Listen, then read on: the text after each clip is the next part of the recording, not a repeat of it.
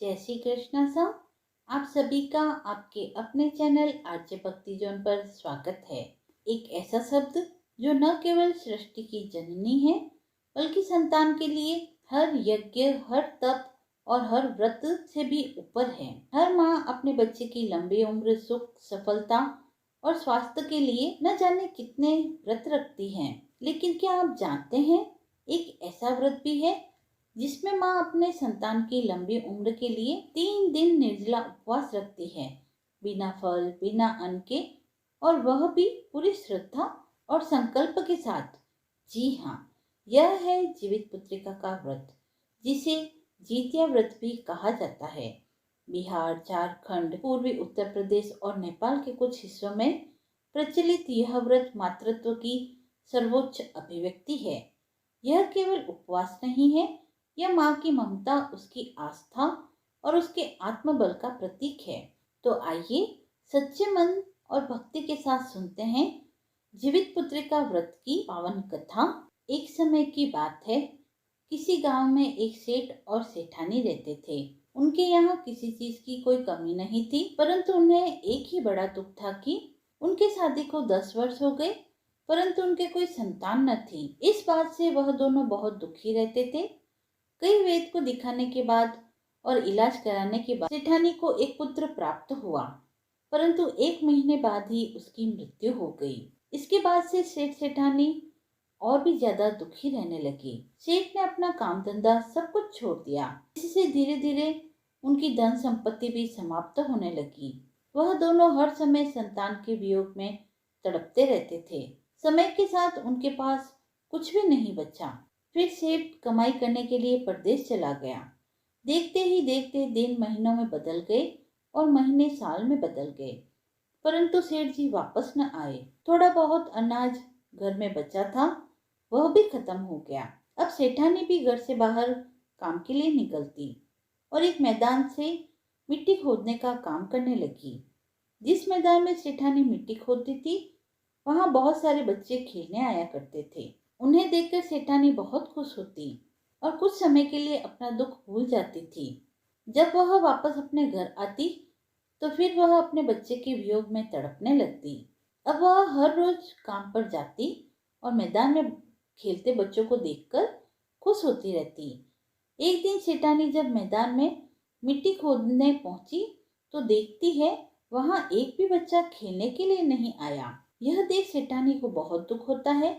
उस दिन सेठानी ने मिट्टी का एक बहुत सुंदर बच्चे का पुतला बनाया और शाम को काम खत्म कर उस पुतले को लेकर वह अपने घर आई। उस पुतले का नाम सेठानी शमू रख देती है। अब सेठानी उस मिट्टी के पुतले में अपने बच्चे को देखने लगी और उसके साथ खुश रहने लगी। वह उसे खाना खिलाती, कपड़े पहनाती और उसके साथ खेला करती थी। जब भी वह काम पर जाती उस पुतले को अपने साथ कपड़े में लपेट कर ले जाती। ऐसे ही समय बीतता गया। एक दिन सेठानी उस पुतले को लेकर जा रही थी, तभी उसने देखा कि एक पेड़ के नीचे कुछ औरतें बैठकर पूजा कर रही है। सेठानी उनके पास गई और उनसे पूछा कि बहन, आप किसकी पूजा कर रही हैं? इस पूजा से क्या फल प्राप्त होता है, मुझे भी बतलाइए। तब वह औरतें बोलती है, हम जीवित पुत्र का व्रत कर रही हैं। इस व्रत को करने से संतान की आयु लंबी होती है।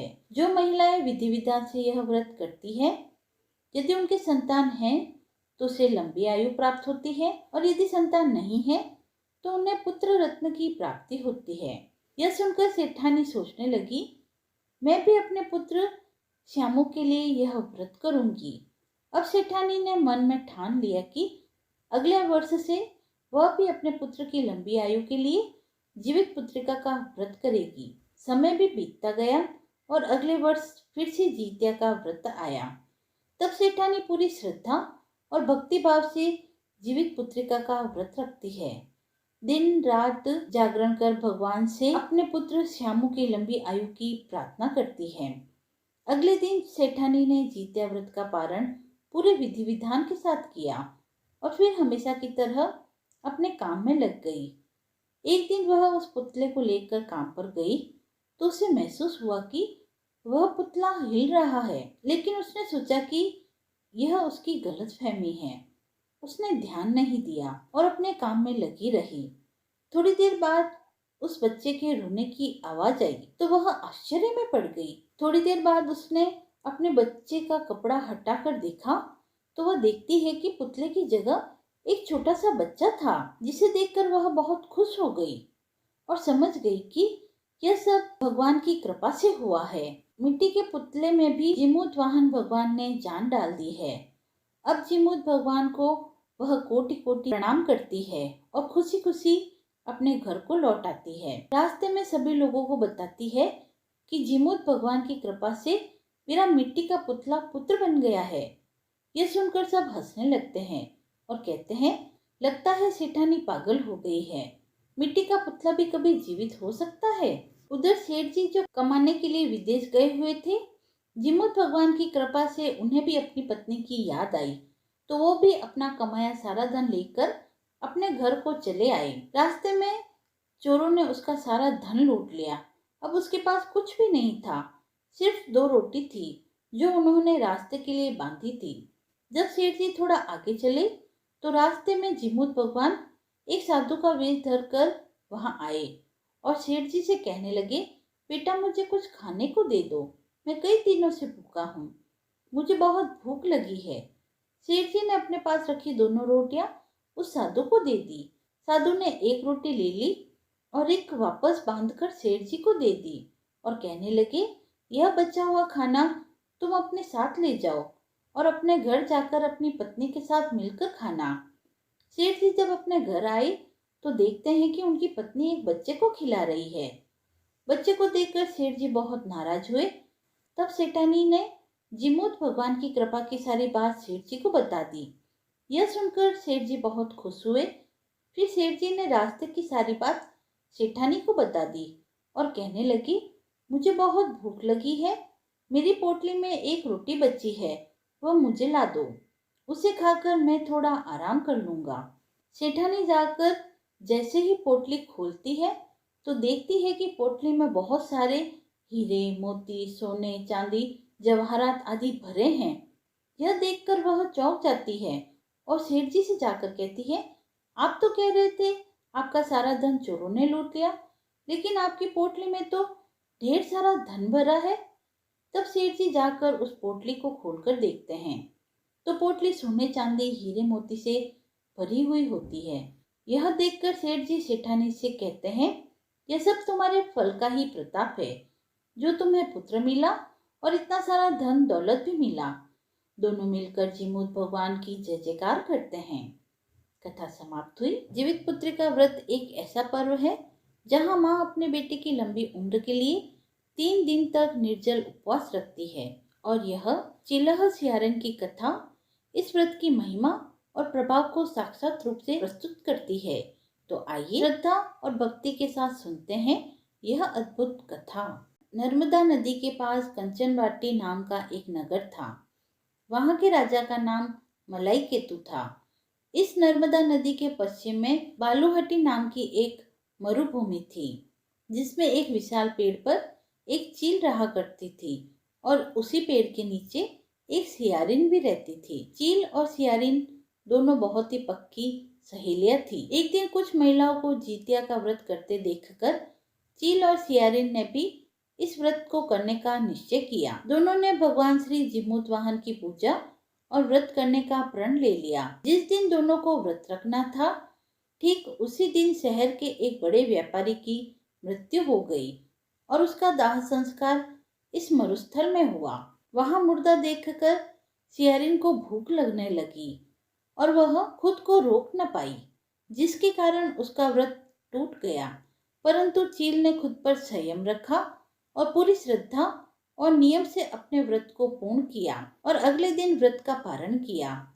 उसके बाद अगले जन्म में दोनों सहेलियों ने पुत्र के रूप में एक ही ब्राह्मण परिवार में जन्म लिया। उनके पिता का नाम भास्कर था। चील बड़ी बहन और सियारिन छोटी बहन बनकर पैदा हुई। बड़ी बहन का नाम शीलावती रखा गया और उसकी शादी बुद्धिसेन के साथ की गई। छोटी बहन का नाम कपूरावती रखा गया, वह उसकी शादी शहर के राजा से हुई। अतः अब छोटी बहन नगर की रानी बन गई। भगवान जीमूतवाहन के आशीर्वाद से बड़ी बहन शिलावती को 7 पुत्र हुए, लेकिन कपूरावती के बच्चे जन्म लेते ही मृत्यु को प्राप्त हो जाते थे। कुछ सालों बाद शिलावती के 7 पुत्र बड़े हो गए और राजा के दरबार में काम करने लगे।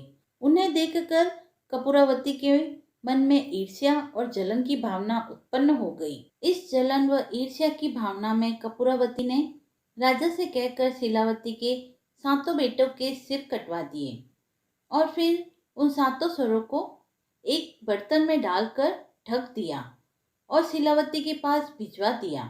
यह सब देखकर भगवान जीमूतवाहन ने मिट्टी के 7 नए सिर बनाए और उन 7 सिरों को धड़ से जोड़ दिया। फिर उन पर अमृत का छिड़काव किया, जिसके कारण वे 7 भाई पुनः जीवित हो गए और रानी ने जो कटे हुए सर अपनी बहन को भिजवाए थे वह सब फल फूल बन गए।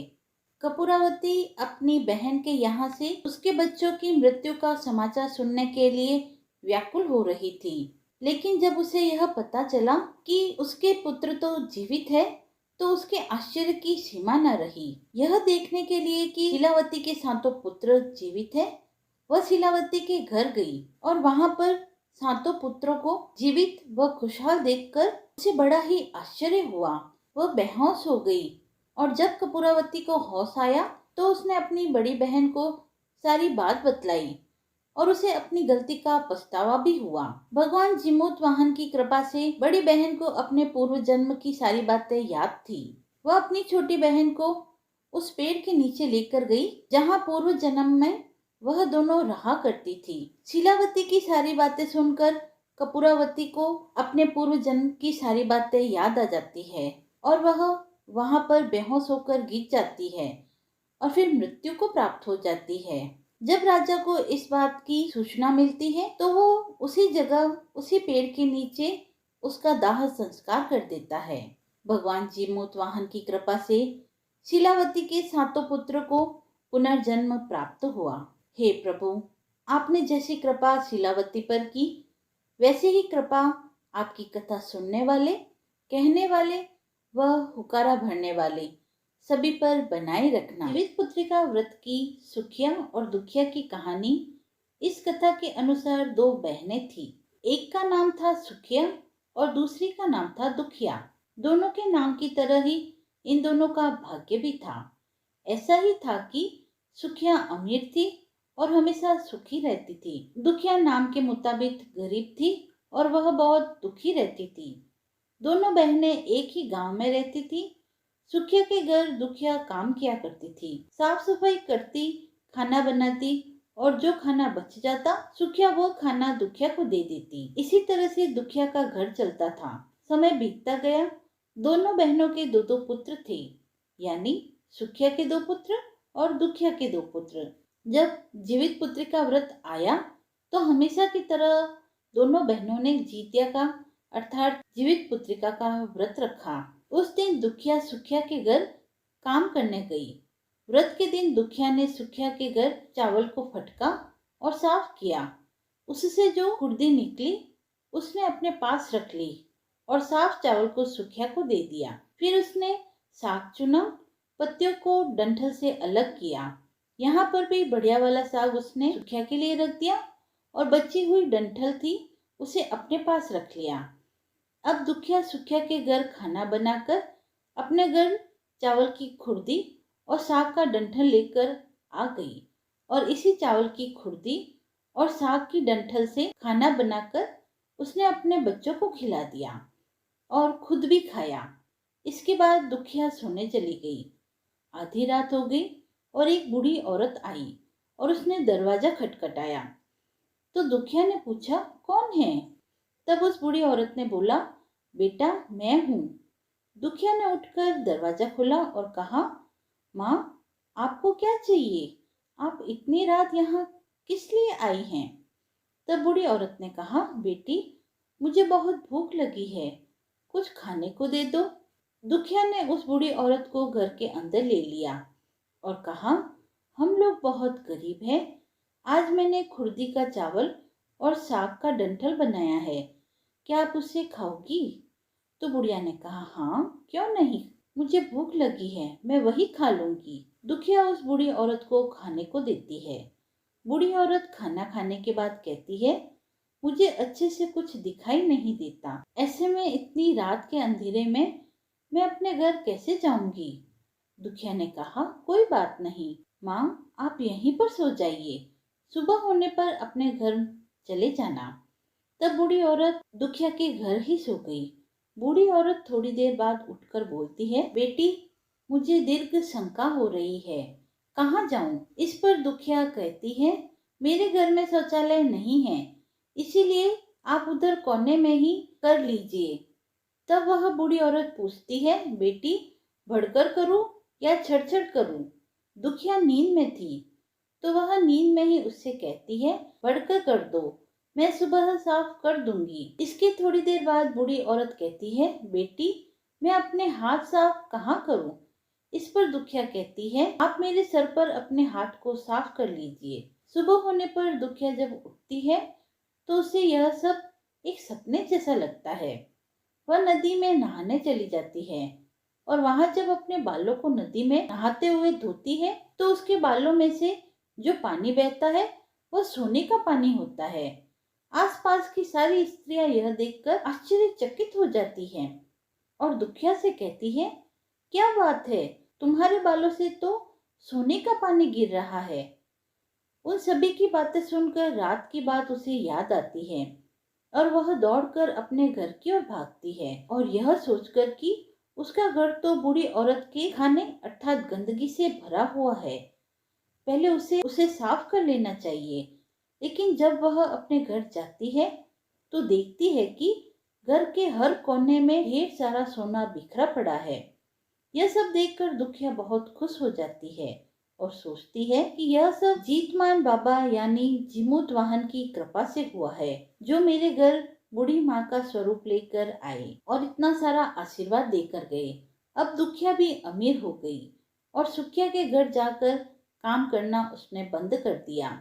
दुखिया अपना व्रत पूरा करने के बाद अपने पुत्र से कहती है कि जाओ अपनी मौसी के घर से तराजू ले आओ, मुझे यह सोना नापना है कि कितना है। बच्चा खुशी खुशी मौसी के घर जाकर तराजू मांगता है। इस पर सुखिया पूछती है, तराजू में क्या नापना है। बच्चा भोला होने के कारण बता देता है, मेरे घर बहुत सा सोना है, माँ को उसे ही नापना है। सुखिया बच्चे को बोलती है, तुम्हारे पास खाने को तो कुछ है नहीं और इसमें सोना नापोगे, मुझसे झूठ बोलते हो। तब बच्चा कहता है, मैं झूठ नहीं बोल रहा। तब सुखिया सोचती है, तराजू मांगा है तो कुछ तो जरूर नापेगी, इसीलिए वह तराजू के नीचे गोंद लगा देती है और सोचती है, जो भी नापे वह इस तराजू में चिपक जाएगा। दुखिया ने तराजू पर सोना नापा तो सोने का टुकड़ा इस तराजू में चिपक गया। जब बच्चा तराजू लौटाने गया तो सुखिया ने तराजू को अलट पलट कर देखा कि तराजू के पीछे गोंद में क्या लगा हुआ है। उसने देखा, यह तो सोना है। यह देखकर सुखिया सोचने लगी कि दुखिया के घर में सोना कहाँ से आया, इसीलिए तो वह कई दिनों से काम को नहीं आ रही। सुखिया दुखिया के घर जाकर देखती है तो वहाँ बहुत सा सोना होता है और जब वह दुखिया से पूछती है कि तुम्हारे पास इतना सोना कहाँ से आया जिसे नापने के लिए तुमने तराजू मंगाया। दुखिया मन से सच्ची और भोली थी, इसीलिए वह उस रात वाली सारी बात अपनी बहन सुखिया को बता देती है। लेकिन सुखिया मन की लालची थी और उसे ईर्ष्या होने लगी कि दुखिया के पास हमसे ज्यादा धन आ गया। अब तो अगले वर्ष जब जीतिया का वर्ष आएगा तब मैं भी खुर्दी का चावल और साग का डंठल ही बनाऊंगी। फिर अगले साल जीतिया का व्रत आया, दोनों बहनों ने रखा। सुखिया के पास सब तरह का सुख था और धन भी था। इसके बावजूद वह जीतिया के दिन चावल फटक कर साफ करके चावल फेंक कर खुर्दी अपने पास रख लेती है और साग तोड़कर फेंक कर डंठल भी अपने पास रख लेती है और वही बना देती है। पूजा पाठ और खा पी कर सुखिया सोने चली जाती है। आधी रात को उसके घर पर भी एक बुढ़िया आती है। सुखिया उसी का तो इंतजार कर रही थी। उसने तुरंत दरवाजा खोल दिया और उस औरत को अपने घर के अंदर ले लिया। बूढ़ी औरत ने कहा, मुझे बहुत भूख लगी है, खाने को कुछ दे दो। इस पर सुखिया कहती है, मैंने तो खुर्दी का चावल और डंठल का साग बनाया है, तो मैं वही दे दूं? बूढ़ी औरत कहती है, कोई बात नहीं, वही दे दो, मैं खा लूंगी। सुखिया ने वही खाना परोसकर बूढ़ी औरत को दे दिया और सोने चली गई। थोड़ी देर बाद बूढ़ी औरत ने उससे कहा, मुझे रात में दिखाई नहीं देता, मैं घर कैसे जाऊं? तो उसने कहा, आप यहीं सो जाओ। बूढ़ी औरत थोड़ी देर बाद कहती है, मुझे पैखाना लगा है, कहाँ करूं? तो सुखिया ने कहा, कहीं कोने में कर लो। इसके बाद बूढ़ी औरत फिर बोलती है कि बढ़कर करूं या छर करूं? यहाँ सुखिया को याद नहीं आता कि दुखिया ने क्या बताया था, तो वह बोलती है, माँ छर कर दो। बुढ़िया ने कहा, मैं अपने हाथ कहाँ साफ करूं? इस पर सुखिया कहती है, मेरे सर पर साफ कर लो। जब सुबह सुखिया उठती है तो पूरे घर में गंदगी फैली होती है। इसके अलावा उसके बालों में भी गंदगी लगी हुई होती है।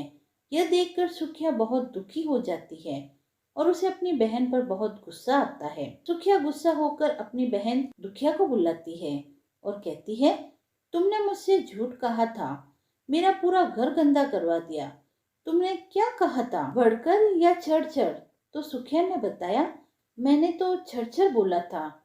यह सुनकर दुखिया बोली, तुमने यहीं पर गलती कर दी। तुम्हारे पास तो सब कुछ था, किसी भी चीज की कोई कमी नहीं थी, फिर भी तुमने लालच किया। तुम्हारे घर स्वयं जीमूतवाहन वेश बदल कर आए, किंतु फिर भी तुमने उन्हें अच्छा खाना नहीं परोसा। मेरे पास तो कुछ नहीं था, इसीलिए मैंने उन्हें खुर्दी का चावल और साग का डंठल दिया था। लेकिन अपने घर आए भगवान का तुमने अपमान किया।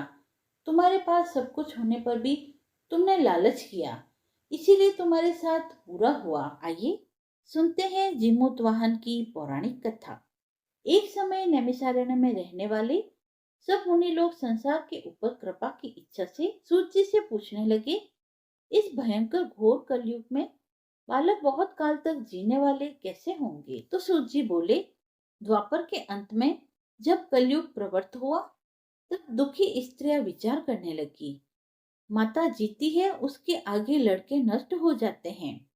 ऐसा निश्चय करके गौतम ऋषि के पास सब मिलकर गई। सुखपूर्वक महात्मा गौतम एकांत में बैठे थे। उनके आगे स्त्रियां नम्रता पूर्वक खड़ी होकर कहने लगी, इस भयंकर समय में किस प्रकार से या तप से हम लोगों के लड़के जीवित रहेंगे? ऐसा निश्चय करके हे प्रभु आप हमें बतलाइए। ऐसा उन स्त्रियों का वचन सुनकर गौतम ऋषि कहने लगे कि हे स्त्रियों, जैसा मैंने पहले सुना है वैसा आप लोग भी सुनो। महाभारत का युद्ध जब समाप्त हो गया, युधिष्ठिर दुखी हुए। अश्वत्थामा ने उनके पुत्रों को जब मार डाला, तब इस शोक से घबराई हुई द्रौपदी मरे हुए पुत्रों को देखकर अपनी सखियों के साथ महाराज धौम्य के पास गई। द्रौपदी बोली, हे ब्राह्मण श्रेष्ठ, किस उपाय से पुत्र दीर्घ जीवी होंगे, ये प्रसन्नता पूर्वक निश्चय करके कहिए। तब धौम्य जी बोले, पहले सतयुग में सत्य बोलने वाले, सच्चाई रखने वाले, सबको समान दृष्टि से देखने वाले, दया से युक्त जीमूतवाहन नामक राजा हुए। वे बड़े उदार व परोपकारी थे। जीमूतवाहन के पिता वृद्धावस्था में वानप्रस्थ आश्रम में जाते समय उनको राज सिंहासन पर बैठा गए, किंतु उनका मन राजपाट में बिल्कुल भी नहीं लगता था। वह राज्य का भार अपने भाइयों को सौंपकर स्वयं वन में पिता की सेवा करने चले गए। वन में ही जीमूतवाहन को मलयवती नामक राजकन्या मिली और उन दोनों में प्रेम हो गया। एक दिन जब वन में भ्रमण करते हुए जीमूतवाहन काफी आगे चले गए, तब उन्हें एक वृद्धा विलाप करती हुई दिखी। पूछने पर वृद्धा ने रोते हुए बताया, मैं नागवंश की स्त्री हूँ, मुझे एक ही पुत्र है। पक्षीराज गरुड़ के कोप से मुक्ति दिलाने के लिए नागों ने यह व्यवस्था की है कि वे गरुड़ को प्रतिदिन भक्षण हेतु एक युवा नाग सौंपते हैं। आज मेरे पुत्र शंखचूड़ की बलि का दिन है। आज मेरे पुत्र के जीवन पर संकट आया है और थोड़ी देर बाद ही मैं पुत्र विहीन हो जाऊंगी। एक स्त्री के लिए इससे बड़ा दुख क्या होगा कि उसके जीते जी उसका पुत्र न रहे। जितुवाहन को यह सुनकर बड़ा दुख हुआ। उन्होंने उस वृद्धा को आश्वस्त किया और कहा, डरो मत, मैं तुम्हारे पुत्र के प्राणों की रक्षा करूंगा। आज उसके स्थान पर स्वयं मैं अपने आप को उसके लाल कपड़े में बांधकर वध्यशिला पर लेटूंगा, ताकि गरुड़ मुझे खा जाए पर तुम्हारा पुत्र बच जाए। इतना कहकर जिमूतवाहन ने शंखचूड़ के हाथ से लाल कपड़ा ले लिया और वे उसे लपेटकर गरुड़ को बलि देने के लिए चुनी गई वध्यशिला पर लेट गए। नियत समय पर गरुड़ बड़े वेग से आए और वे लाल कपड़े से ढके जीमूतवाहन को पंजे में दबोचकर पहाड़ के शिखर पर जा बैठे। गरुड़ ने अपनी कठोर चोंच का प्रहार किया और जीमूतवाहन के शरीर से मांस का बड़ा हिस्सा नोच लिया। इसकी पीड़ा से जीमूतवाहन की आंखों से आंसू बह निकले और वह दर्द से कहराने लगी। अपने पंजे से जकड़े प्राणी की आंखों में से आंसू और मुंह से राह सुनकर गरुड़ बड़े आश्चर्य में पड़ गए, क्योंकि ऐसा पहले कभी न हुआ था। उन्होंने जीमूतवाहन से उनका परिचय पूछा। जीमूतवाहन ने सारा वृतांत कह सुनाया कि कैसे एक स्त्री के पुत्र की रक्षा के लिए वह अपने प्राण देने आए हैं। आप मुझे खाकर भूख को शांत करें। गरुड़ उनकी बहादुरी, प्राण रक्षा के लिए स्वयं का बलिदान देने की हिम्मत से बहुत प्रभावित हुए। उन्हें स्वयं पर पछतावा होने लगा। वह सोचने लगे कि एक यह मनुष्य है जो दूसरे के पुत्र की रक्षा के लिए स्वयं की बलि देने आया है, और एक मैं हूँ जो देवों के संरक्षण में हूँ किंतु दूसरों की संतान की बलि ले रहा हूँ। उन्होंने जीमूतवाहन को मुक्त कर दिया। गरुड़ ने कहा, हे उत्तम मनुष्य, मैं तुम्हारी भावना और त्याग से बहुत प्रसन्न हूँ। मैं तुम्हारे शरीर पर जो घाव हुए हैं उन्हें ठीक कर देता हूँ। तुम अपनी प्रसन्नता के लिए मुझसे कोई वरदान मांग लो। राजा जीमूतवाहन ने कहा, हे पक्षीराज, आप तो सर्वसमर्थ हैं। यदि आप प्रसन्न हैं और वर देना चाहते हैं तो आप सर्पों को अपना आहार बनाना छोड़ दें। आपने अब तक जितने भी प्राण लिए हैं उन्हें जीवन प्रदान करें। गरुड़ ने सबको जीवन दान दे दिया और नागों की बलि न लेने का वरदान भी दिया। इस प्रकार जीमूतवाहन के साहस से नाग जाति की रक्षा हुई। गरुड़ ने कहा, तुम्हारी जैसी इच्छा वैसा ही होगा। हे राजा, जो स्त्री तुम्हारे इस बलिदान की कथा सुनेगी और विधि पूर्वक व्रत का पालन करेगी, उसकी संतान मृत्यु के मुख से निकल आएगी। तब से ही पुत्र की रक्षा हेतु जीमूतवाहन की पूजा की प्रथा प्रारंभ हुई। यह कथा कैलाश पर्वत पर भगवान शंकर ने माता पार्वती को सुनाई थी। इस प्रकार से गरुड़ जी राजा को वरदान देकर विष्णुपुर वैकुंठ को चले गए। राजा भी अपनी स्त्री के साथ अपने नगर को चला गया। हे देवी, यह बहुत दुर्लभ व्रत मैंने कहा, जिस व्रत के प्रभाव से लड़के दीर्घायु होते हैं। इस वास्ते हे देवी, इस व्रत को पूर्वोक्त विधि से करो और इसमें पार्वती जी जो कि शैलपुत्री है उनका पूजन करो, तब तुमको फल प्राप्त होगा। मुनि के वचनों को सुनकर द्रौपदी ने बहुत प्रसन्न होकर ग्राम की सभी स्त्रियों को बुलाकर इस व्रत को किया। कथा समाप्त हुई। जीवित पुत्री का व्रत की यह पावन कथा यह सिखाती है कि जहाँ संकल्प हो वहाँ संकट भी हार मान लेता है। एक माँ का व्रत उसकी भक्ति और उसके आशीर्वाद की शक्ति ऐसी होती है जो मृत्यु को भी टाल सकती है और भाग्य की रेखाएं बदल सकती है। हर साल यह व्रत न केवल माताओं के दृढ़ संकल्प की याद दिलाता है, बल्कि हमें यह भी सिखाता है कि निस्वार्थ प्रेम, विशेषकर एक माँ का प्रेम, ईश्वर को भी झुकने को मजबूर कर देता है। इस कथा को सुनकर और व्रत को श्रद्धा से कर हम सभी अपनी संतानों के लिए मंगल कामना करते हैं। न केवल शारीरिक सुरक्षा की, बल्कि अच्छे संस्कारों, सद्बुद्धि और उज्जवल भविष्य की। यदि आपको यह वीडियो पसंद आया हो तो आप वीडियो को लाइक करें, चैनल को सब्सक्राइब करें और ऐसी ही धार्मिक कथाओं व व्रत महात्म्य को सुनने के लिए जुड़े रहें आरजे भक्ति जोन के साथ। धन्यवाद।